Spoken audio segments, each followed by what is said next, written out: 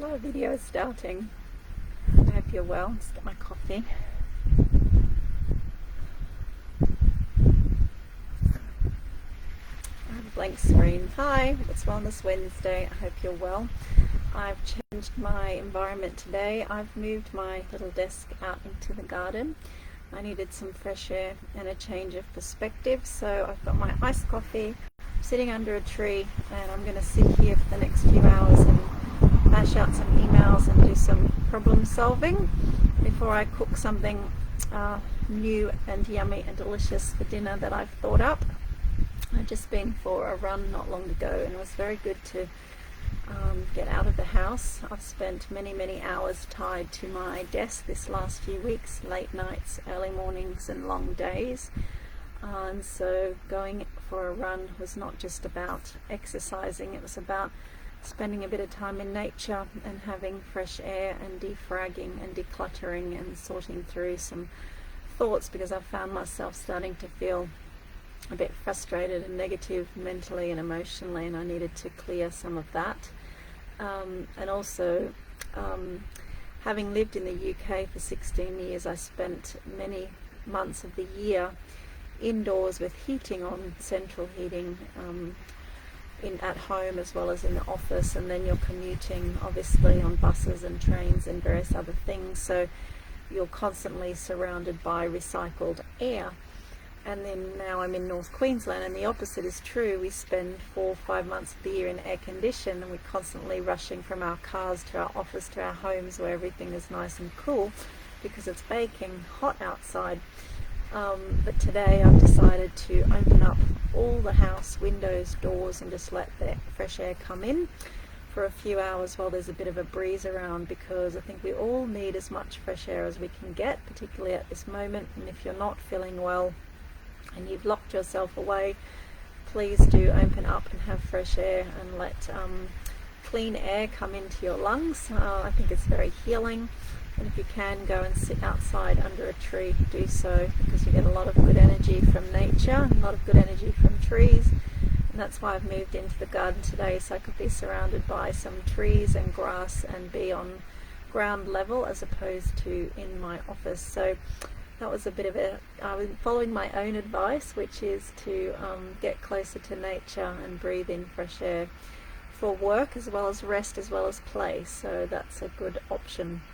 I remember being many months working in a dungeon in London, and the only natural light was this light well that came from the top of the building down to the basement, and that was the only natural light. And they had these movie set lights everywhere, so it looked cool and funky, but it was very oppressive. And I realized in retrospect how unhealthy it is for us to be all the time trapped in enclosed spaces with recycled air, unnatural lighting, and just feeling of that enclosedness, which is really not that great for humans.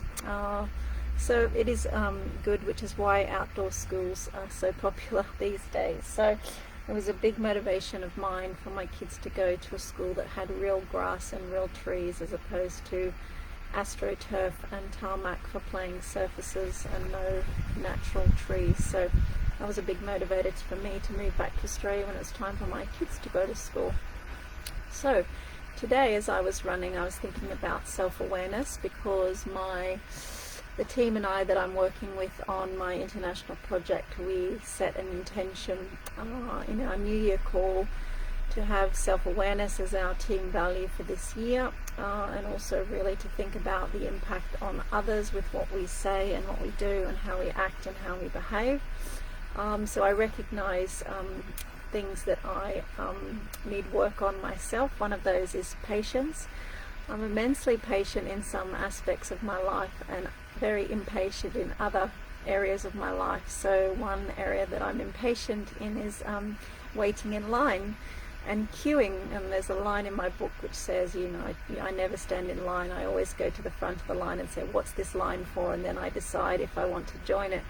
And it's quite funny, because in England, standing in queues is like a British tradition. They camp in queues at Wimbledon. They love queuing for things. I hate queuing. But I lived in Vietnam for a year, and in Vietnam they have no concept of queuing, so you'll be waiting patiently for your turn at the counter and you'll be next, and then 15 people will come and put their documents on over your shoulder and basically push your head down, and you'll be there going, wait, it's my turn.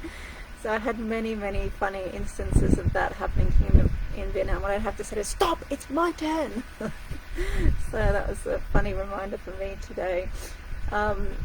But as a mum, when you're constantly having to ask people to do things 15 times, please brush your teeth, please put your socks on, please do this, please do this, please do this, I find my impatience rising quite quickly. So I'm aware of it, I'm practicing it, I'm trying to explain things differently, to do things differently, but it takes practice and effort and consistency not to get impatient, because I realize as well that patience is a learned skill. Some people are naturally laid back. It doesn't necessarily pass for patience, I don't believe, but other people are probably naturally or more intrinsically patient than others, and for other people we need work, because I'm an action person, get stuff done. That's why I don't like waiting in line, because if I could be doing other things rather than waiting in line, I'd rather be doing that. So I'll make the most of all of the time that I have. And it was funny because it was pointed out to me about 2 years ago that I'm born on the day of the rat in Chinese astrology, and if you're born on the day of the rat or the year of the rat, you have an ability or uncanny ability to always find a way around obstacles and navigate things. So you'll go this way and then you'll go this way and then you go this way, and I think actually that describes my personality really well, because I'm definitely able to find my way through problems quite quickly. And indeed, I've got challenges that I need to overcome all the time for work, so I'm always looking to find a quick solution and sort it out as fast as possible. So that's probably an innate skill that I have. I don't think rats are particularly patient. That's probably an innate skill that I have.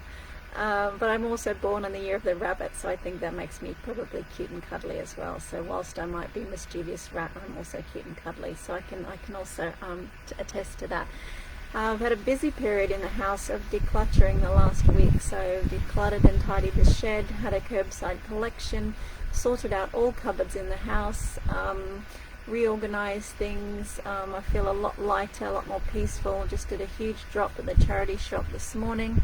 So literally everything that is not needed in the now or the few short months, I've decided if it's not needed in the next 6 to 12 months, it's not needed, so that's gone.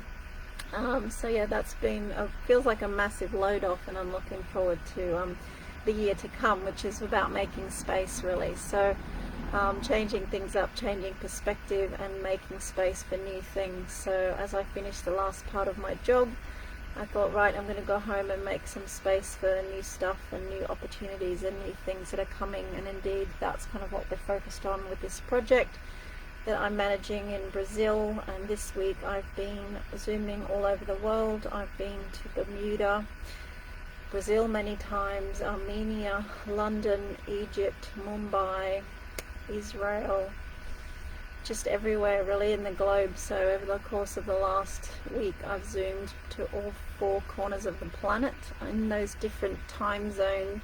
So I definitely felt like I had Zoom lag yesterday and on Sunday. It's like the equivalent of jet lag, but it's Zoom lag. Yes, that was it's been an interesting experience. And last night I went to Kiev, so that was nice because I haven't been to Kiev for a few years, so it was nice to go to Kiev. But yes, lots of funny and interesting things in that regard. So yes, it is about making space this year for new stuff, making space in your life, making space mentally as well as physically, and just kind of really embracing what opportunities may come up. And the Premier just announced today that people can travel to Queensland, not quarantine, so in the next few months we'll have more visitors again. Definitely tourism will probably get back on its feet.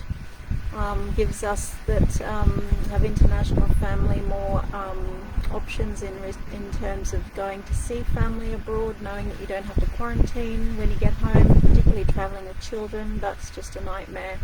So there's lots of possibilities and opportunities, but indeed I know that there's also a lot of stress and upset and anxiety at the moment, and if you're sick or have been sick or in hospital or lost loved ones, that's an incredibly difficult time. And if you're anti everything COVID, that's also a very difficult time, because there'll be a lot of very upset and angry people in the future. And that's something to be mindful of and to foster self-awareness. So it's trying to make sense of it for yourself, really, and what you need to do and what you want to do, and not letting it eat you up and destroy how you're feeling, because then you don't have space for other things to come in.